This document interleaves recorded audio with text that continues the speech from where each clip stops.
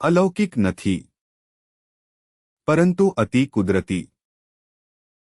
તમે કુદરતી રીતે ધારો છો તે કંઈ પણ, ભલે તે અદ્ભુત હોય, તે પ્રગટ થાય છે.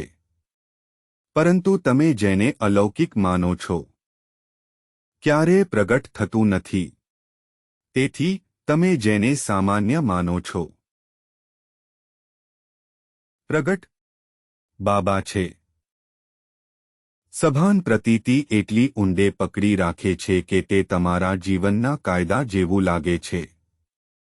તમારે પ્રગટ થવા માટે ઉત્સાહિત થવાની જરૂર નથી.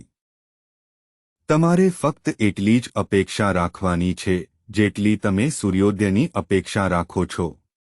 જુઓ, તમને કેટલો વિશ્વાસ છે કે આવતીકાલે સવારે સૂર્ય ઉગવાનો છે.